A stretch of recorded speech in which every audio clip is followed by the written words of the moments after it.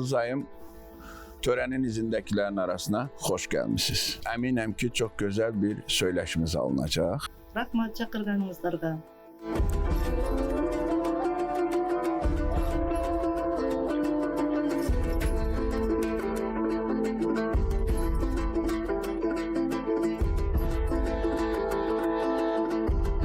Filologiya elmləri doktoru, professor, Manas Milli Akademiyasının fəxri üzvü, Qırğızistan Respublikasının əməkdar mədəniyyət xadimi Yıldız Kalmaşevna Orozbekova İssıqul vilayətinin Cete Oğuz rayonunun Barskon kəndində 1965-ci ildə anadan olub. 1989-cu ildə Qırğız Milli Universitetinin Filologiya və Jurnalistika fakültəsini bitirib. O, Balasagın adına Qırğız Milli Universitetinin Dissertasiya Şurasının üzvü, Qırğızistan Dövlət Universitetinin Manasçılıq kafedrasının müdiri, Qırğızistan prezidenti yanında Dövlət Dili və Siyasəti Milli Komissiyasının sədr müavini kimi çalışıb. 2024-cü ildən Qırğızistan Elmlər Akademiyasının Çingiz Aytmatov adına Dil və Ədəbiyyat İnstitutunun baş elmi işçisidir. 280-dən çox elmi məqalənin, 3 monoqrafiyanın, 3 dərsliyin, 32 elmi tədqiqatın, Qırğız ədəbiyyatı tarixindən 7 cildlik kitabların, 9 cildlik Manas Akademik nəşrinin və 2 cildlik ensiklopediyasının müəllifidir. Elmi tədqiqatları və məqalələri türk, rus dillərinə tərcümə olunub. Çində qırğız dilində nəşr edilib. Qırğız, rus, qazaq dillərini bilir. Yıldız xanım həmçinin Azərbaycanın da böyük dostudur. O, Bişkekdə Azərbaycan Respublikasının dövlət bayramları, həmçinin əlamətdar günləri ilə bağlı keçirilən bütün tədbirlərdə fəal iştirak edir.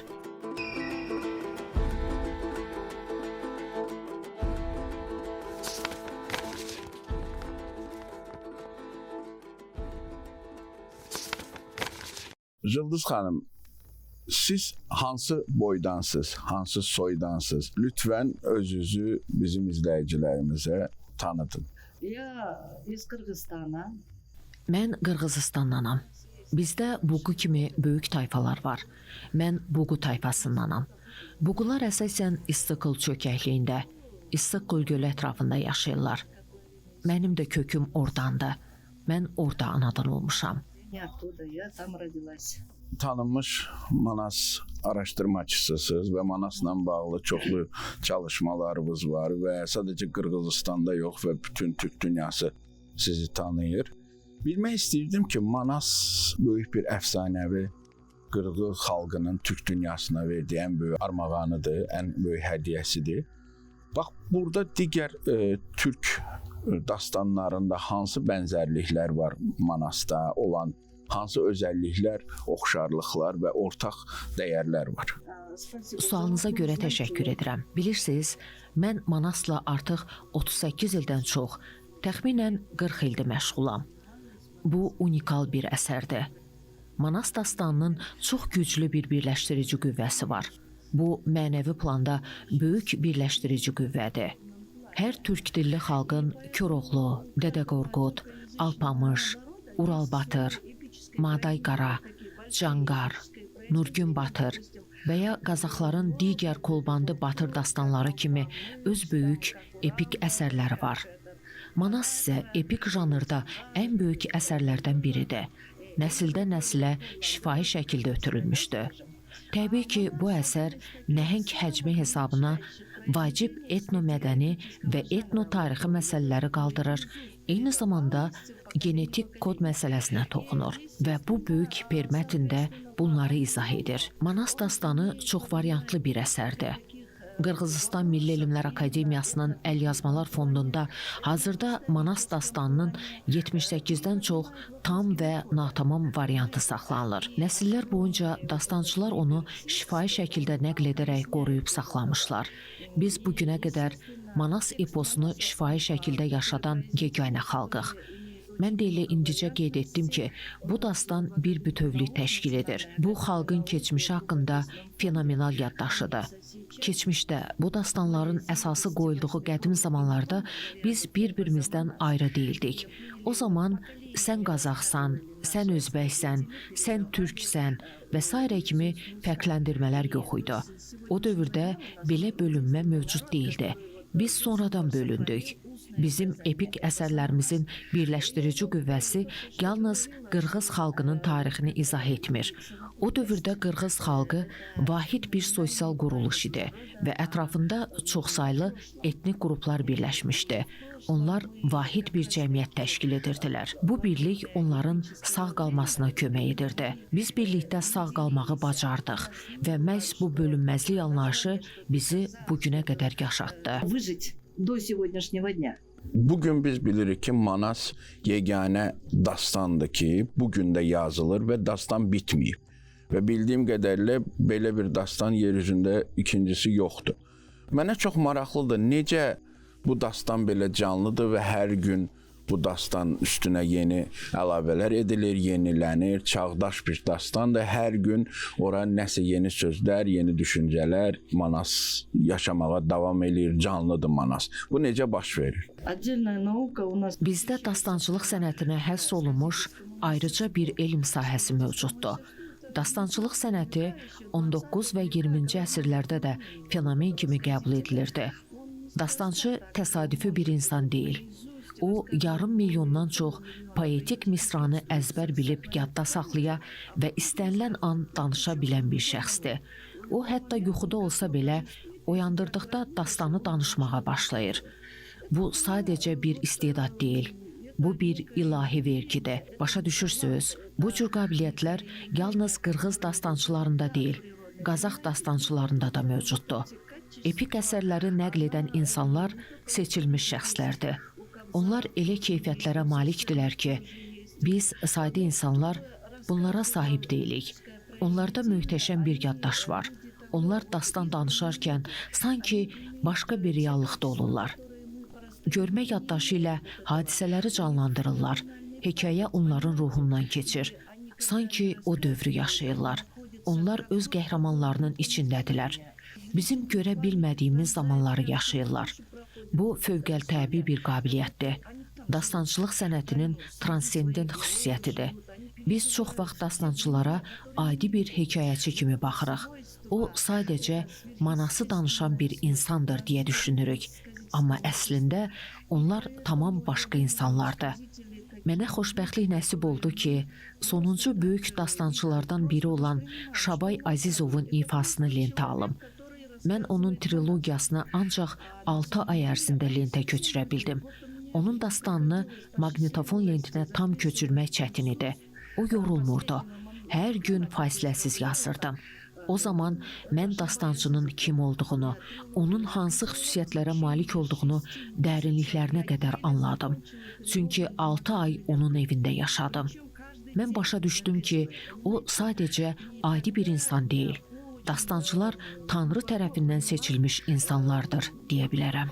Hər bir dastançının müqəddəs yuxuları barədə hekayəsi olur. Onlar yuxularında dastan qəhrəmanları ilə görüşürlər. Bu görüşlər zamanı qəhrəmanlar onlara buğda, dən və ya qum verirlər. Dastançılar bunu çeynəməli olurlar. Lakin çeynəmək mümkün olmur. Yenə də çeynəyirlər və buğda heç vaxt bitmir. Bundan sonra qəhrəmanlar onlara deyirlər ki, o sınaqdan keçdi. Hər dastançının özünə aid belə hekayəsi, öz möcüzəvi yuxuları var. Каждого сказителя свой рассказ. Yıldız ayım, Manas Qırğız qardaşlarımızın Türk dünyasına verdiyi bayaq dediyim kimi ən böyük dəyərdir.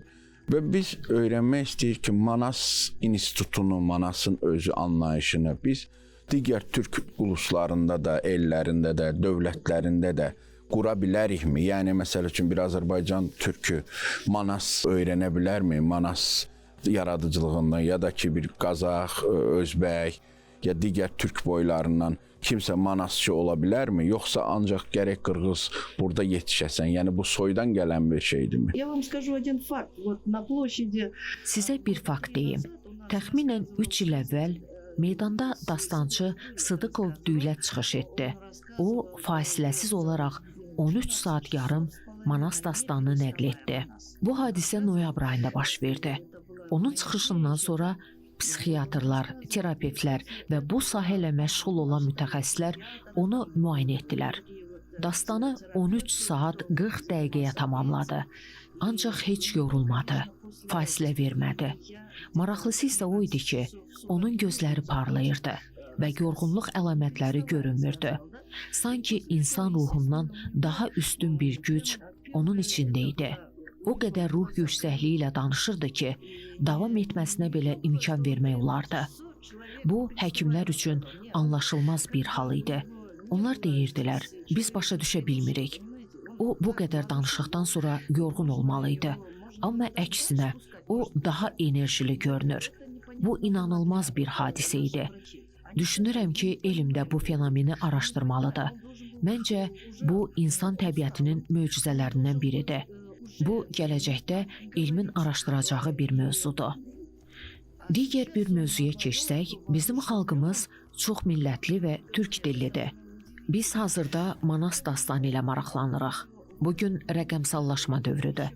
Əgər Manasın müəyyən hissələri rəqəmsal daşıyıcılara yazılarsa və buradan öyrənilərək ifa edilərsə, daha çox yayılarsa, bu yeni bir yanaşma ola bilər. Manas dastanında çoxsaylı beynəlmiləl elementlər var. Məsələn, orada tez-tez belə bir ifadə işlədilir. Az qalan qırğız, çox olan alaş. Bu ifadə sayca qırğızlar azdır, amma alaş çoxdur mənasını verir. Alaş sözü müxtəlif tayfaları və etnik qrupları ifadə edir. Biz yalnız birləşərək azadlığımızı əldə etmişik. Bu hissələri niyə öyrənib nəql etməsinlər? Amma təbii ki, dastançılıq fitri bir istedaddır və bunu hər kəs icra edə bilmir. Dastançılar seçilmiş şəxslərdir. Türk dilli xalqların paylaşacaq çox dəyərləri var. Bizim ortaq türk epik irsimiz var. Ertüstük, Alpamış, Koroğlu, Dədə Qorqud və bir çoxları. Bu dastanları müxtəlif türk dilli xalqlarda fərqli versiyaları mövcuddur. Ona görə də yeni yanaşmalar tətbiq olunmalıdır. Niyə də olmasın? Это должно быть, если подход, новый подход, почему бы нет? Uluzayım, bizim Türk dünyasında bugün bir ən böyük önümüzdəki birləşməkdə ən böyük əngəllərdən biridir dil əngəlidir. Biz bəzən bir-birimizlə anlaşmaqda, danışmaqda çox çətinlik çəkirik və səslənişlər, sözlər dəyişilib.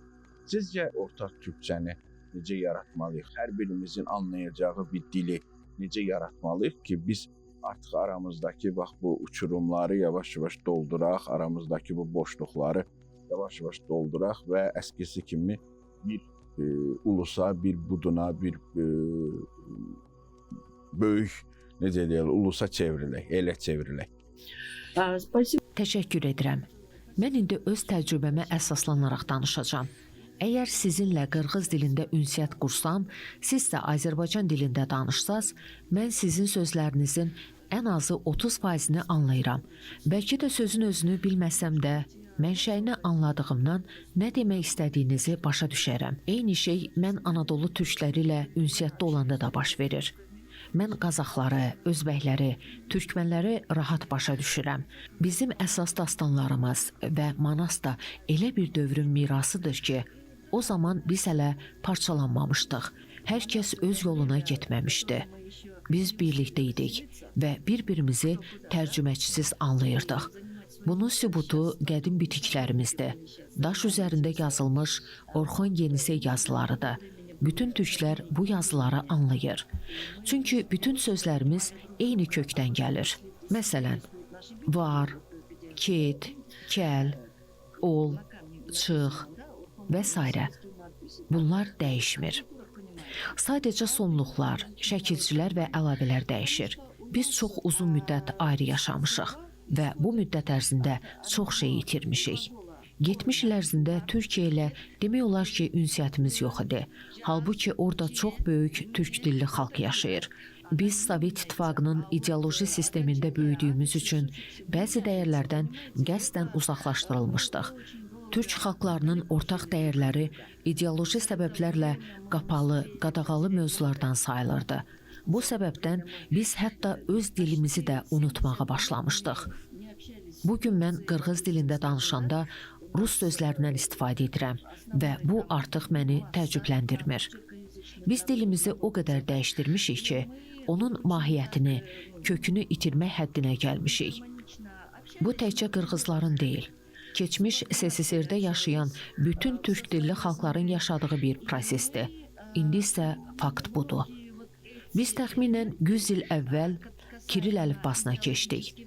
Biz bunu istəsək də, istəməsək də qəbul etmişik və mənimsəmişik. Məsələn, qırğız dilində əvvəllər olmayan hərfləri öyrənmişik. Ş, ç, ya və s. Bu dilimizə xarici təsir göstərdi. Bəzi sözlər öz orijinal səslənməsini itirdi. Məsələn, biz sirk deyirik, amma sirk yazmalıyıq. Bir şeyi deyir, başqa cür yazırıq. Bu proses nəticəsində dilimiz müəyyən qədər dəyişdi və bir sıra ünsiyyət çətinlikləri yarandı. Amma beynəlxalq tədbirlərdə gördüm ki, Anadolu türkləri öz türkçələrində, Azərbaycanlılar Azərbaycan dilində, Özbəklər Özbək dilində, Qazaxlar Qazax dilində, Qırğızlar Qırğız dilində çıxış edirdilər və hamı bir-birini anlayırdı. Buna görə də dil birliyimizi bərpa etmək o qədər də çətin olmayacaq. Çünki kökümüz birdir. Нам не трудно будет объединить свой язык. Корень у нас один. Yıldız Ayım, bu yaxınlarda bilirsiniz ki, ortaq türk əlifbası qəbul edildi Türk Dövlətlər Təşkilatı tərəfindən. Buna yanaşmalar müxtəlif oldu. Yaxşı yanaşan oldu, tənqidi yanaşan oldu. Sizin düşüncəniz nədir bununla bağlı? Nə düşünürsünüz? Вы знаете, Bilirsiniz, qədimdən insanları dil birləşdirib. Bu bir faktdır. İkincisi, onları ənənələr birləşdirir. Üçüncüsü, insanlar əvvəlcə fiziki cəhətdən, sonra isə dil baxımından assimiliyasiya olunurlar. Əgər əlifba ortaq olarsa, bu bütün millətin identikliyini, etnik mədəniyyətin bütövlüyünü möhkəmləndirər. Bu ideoloji və siyasi bir məsələdir. Digər tərəfdən, hər bir insan öz köklərini bilmək istəyir. Hardan gəlib, kimlərlə yaşayıb, onun adət-ənənələri necə formalaşıb, niyə bizim adətlərimiz oxşardı? Məsələn, uşaq dünyaya gələndə layla çalmaq bütün türklərdə var. 40 günlük mərasimlər var.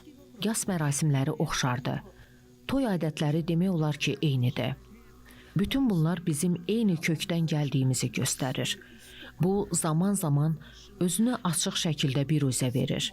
Məncə, türk xalqlarının identikliyi, birliyi və ortaq türk əlifbası da bu prosesin tərkib hissələrindən biridir.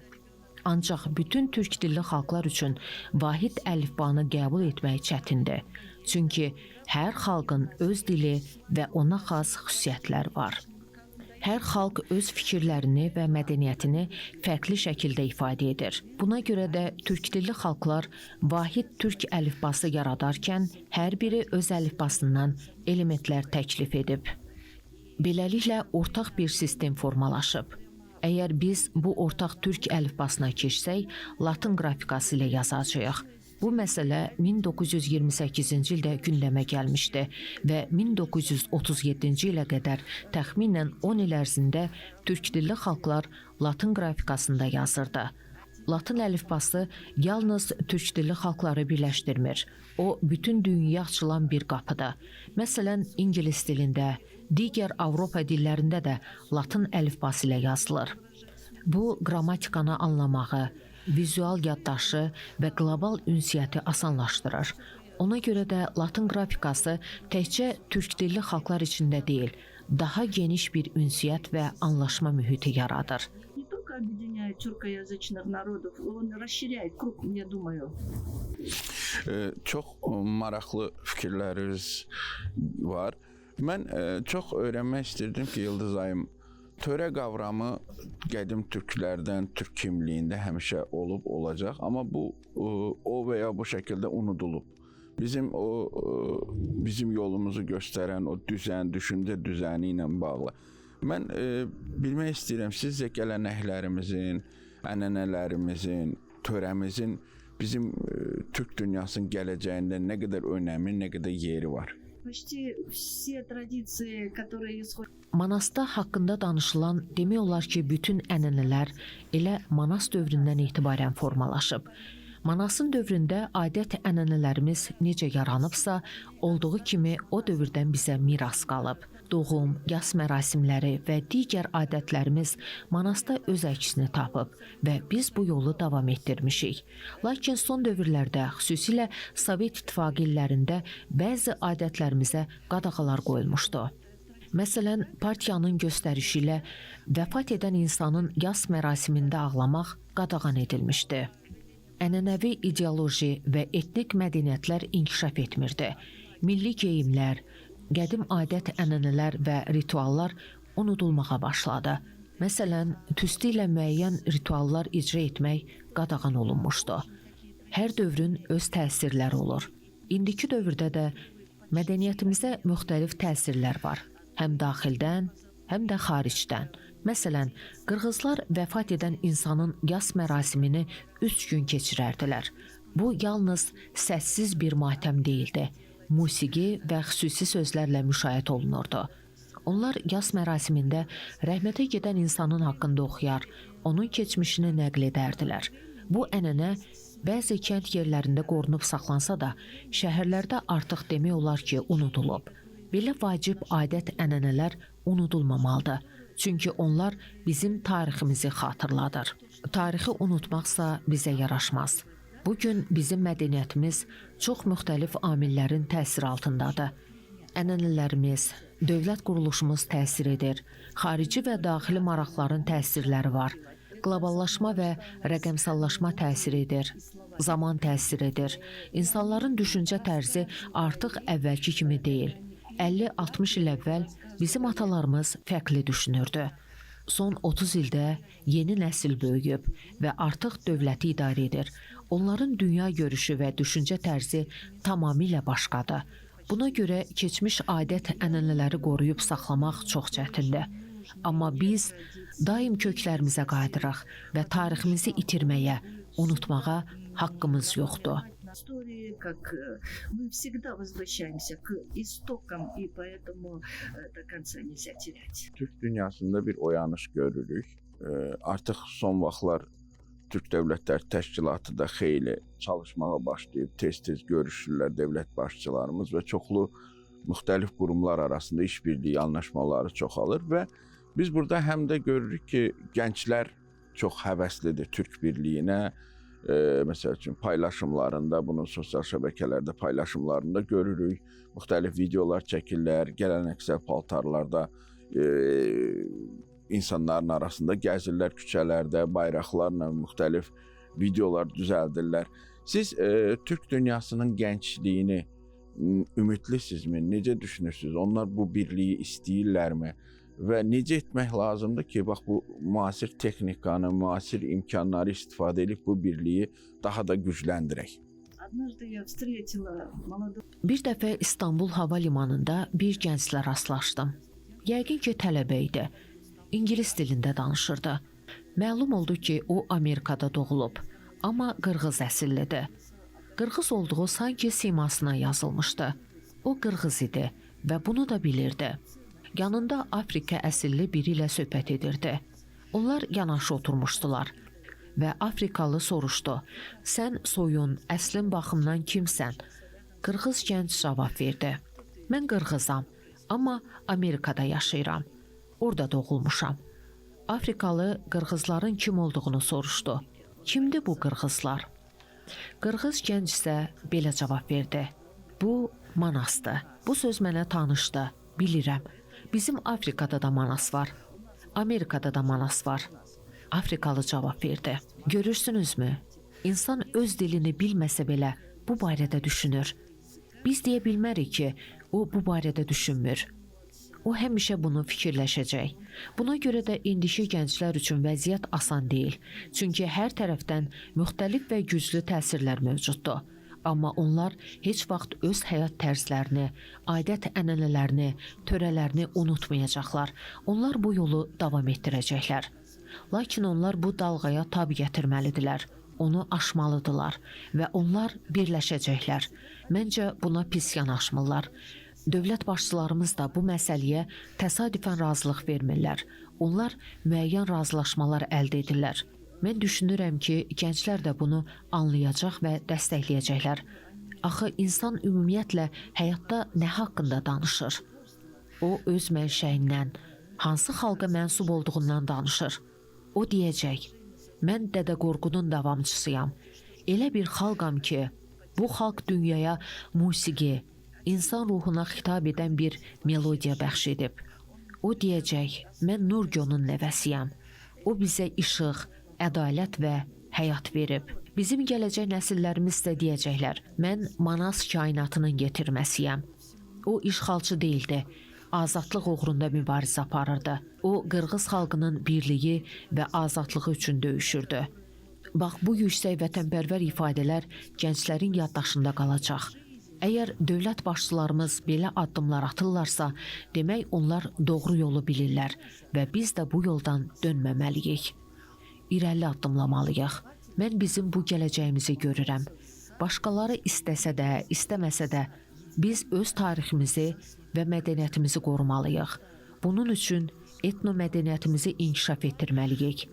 Məktəbə qədər təhsildə, məktəb və universitetlərdə bu məsələyə diqqət yetirilməlidir. Ümumiyyətlə, mədəniyyət sahəsində aktiv iştirak etməli və öz irsimizi daim öyrətməli, yaşatmalıyıq. Biz öz tariximizi, öz mədəniyyətimizi, öz ənənələrimizi hər zaman yaşatmalıyıq. Bizim aramızda heç bir bölünmə yoxdur. Mən bir manasşünas kimi bütün türk dilli dünyanı, onun folklorunu, nəzəri əsaslarını öyrənmişəm və mən insanları bölünmüş görmədim. Mənim üçün bu epik əsər də vahiddir, çünki o birliyi təbliğ edir. Bu epik əsərlər bizim mədəniyyətimizi, dilimizi, həyat tərzimizi və adətlərimizi qoruyub saxlayıb. Orada heç bir bölünmə yoxdur. Heç bir yerdə mən belə bir fikir görmədim. Sən Qırğızsan, sən Özbəksən. Xeyr, belə bir şey yoxdur. Orada xalqın müdrikliyindən, insanın mahiyyətindən bəhs edilir. Bu dünyada yaxşı yaşamaq üçün bizə nə lazımdır? Azadlıq, geniş səma, təmiz hava, gözəl münasibət və qarşılıqlı anlaşma. И нам нужен хорошие отношения и взаимопонимание. Bugün bütün yer üzündəki türklərə səslənmə imkanınız olsaydı, onlara bir çağırış eləmə imkanınız olsaydı, nə deyərdiniz? Verilişimizin sonunda sizin bax bu çağırışınızı istəyərəm paylaşasınız. Я изучала не только кыргызский фольклор. Mən təkcə Qırğız folklorunu deyil, müxtəlif xalqların, o cümlədən türk dilli xalqların folklorunu da öyrənmişəm. Buna görə də bütün türk dilli xalqlara demək istəyirəm ki, biz həmişə mütəxəssislər olaraq vurğulamışıq. Bizim birliyimiz keçmişdə olub, bugün də var və gələcəkdə daha da möhkəmlənməlidir. Öz tarixini, dilini, mənşəyini bilən insan heç vaxt bölünmədən danışmaz. Biz eyni səma altında yaşayırıq. Dağlarımızdan süzülən eyni suyu içirik. Atalarımızın addımladığı torpaqlarda yeriyirik və biz həmişə bir-birimizi qardaş və bacı kimi qorumalıyıq. Bu həyatda bizə nə lazımdır? Gözəl münasibət, hörmət və birlik, kimliyimizi qorumaq və sülhü yaşatmaq. Идентичность и сохранить мир. Yıldız ayım, çox sağ olun. Vaxtınızı ayırdınız, gəldiniz, düşüncələrinizi, fikirlərinizi bizlə bölüşdünüz. Çox sağ olun. Bizim sizə bir yaradıcı qrupumuzun adından belə bir armağanımız var. Azərbaycandan gətirdik. Belə bir kəlayağıdır. Bunu bizdən xatir olaraq saxlayarsınız. Çox sağ olun, minnətdarıq. Рахмат сизге дагы. Мен ынандыр айттым бу, сизге айтпадым бу, бирок сизге чоң рахмат. Кыргыз жерине кош келипсиз, көп келиңиz. Биздин улуу ата бабаларыбыздын арбаты колдосун. Sağ olun.